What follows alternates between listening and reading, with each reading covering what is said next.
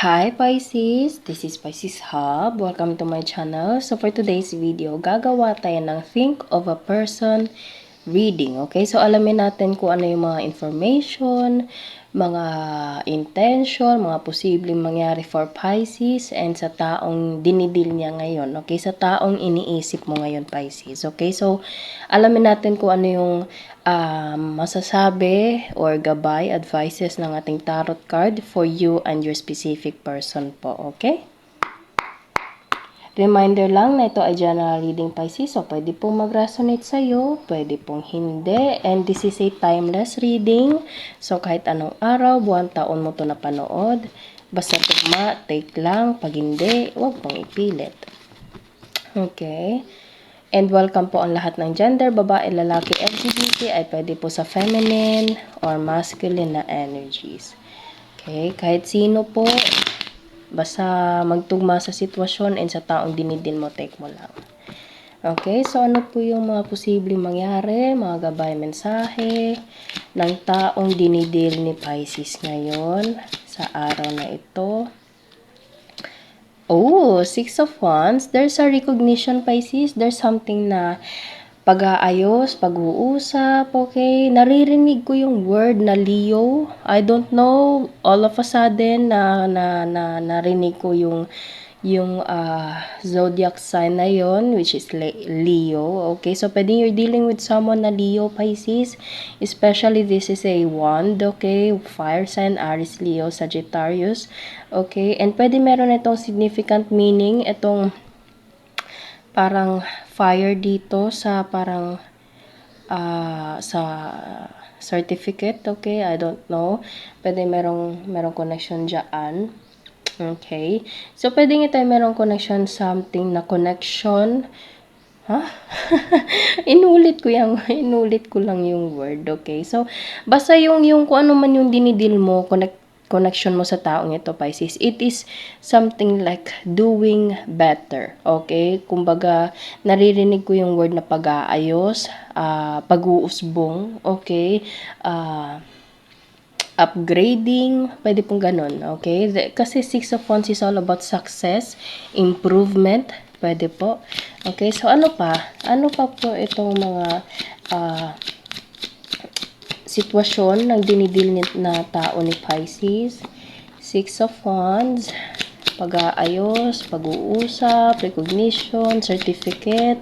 Okay, pwede meron ito matatanggap na. Yes, this is a Leo sign, Pisces. Fire sign, the sun, okay? Sun is a Leo energy. So, pwedeng you're dealing with someone na Leo or pwedeng ikaw yung may Leo na sa chart mo, Pisces, sun, moon, or rising po, okay?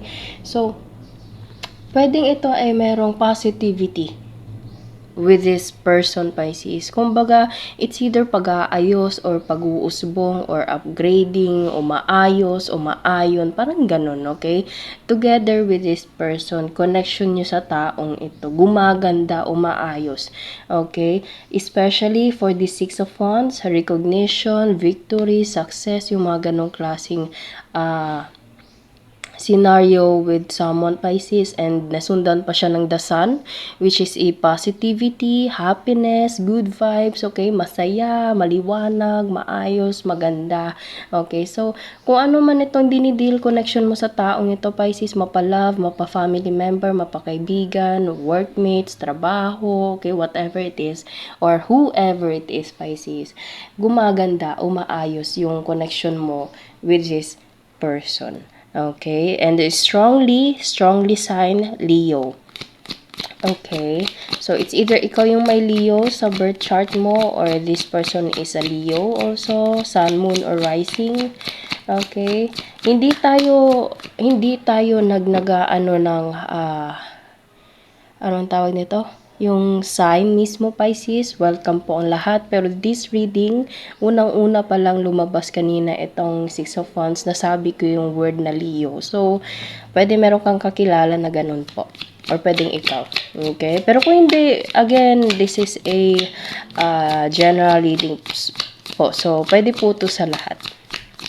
Pero meron talagang strongly na Leo.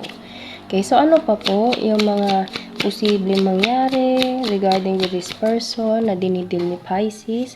Gamitin natin itong other tarot card natin. Alamin natin kung ano pa yung mga posibleng mangyari regarding with this person na dinidil ni Pisces. Mga gabay mensahe sa taong dinidil ni Pisces.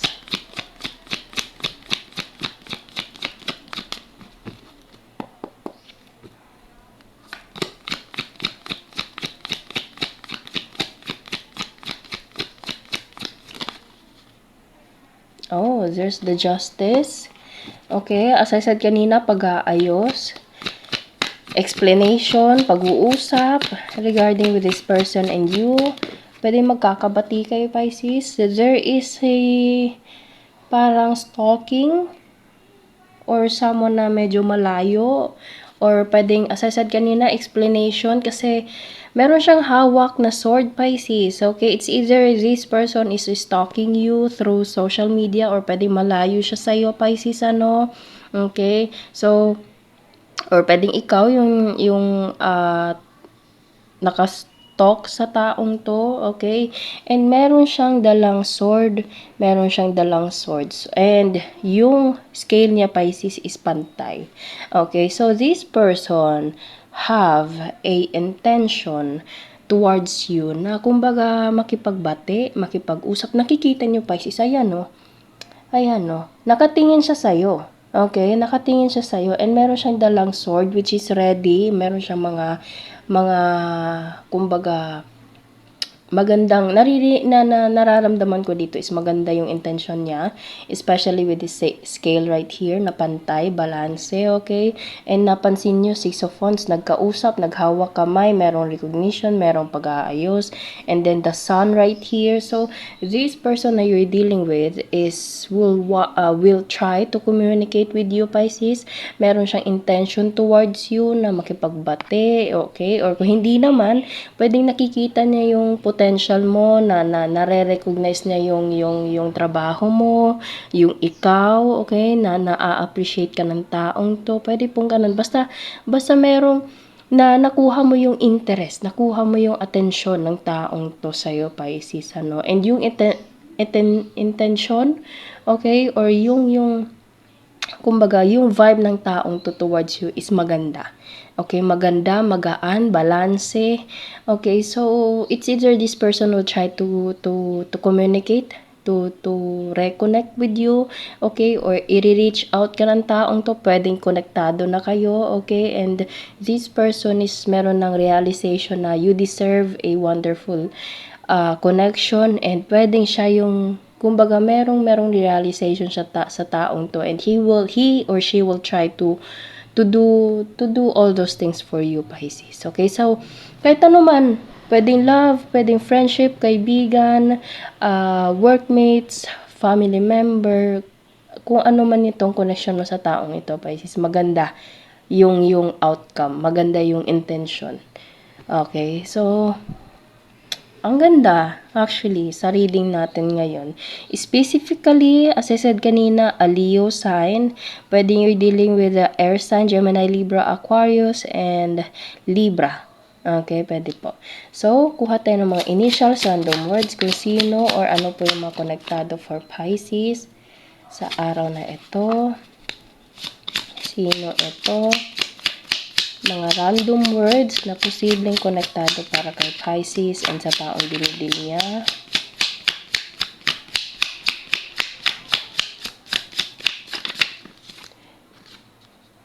Pwedeng M, pwedeng W.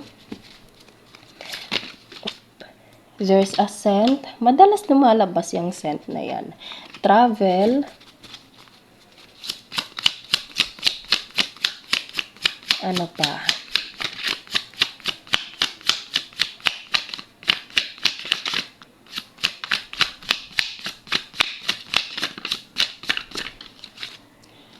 There's a text or chat.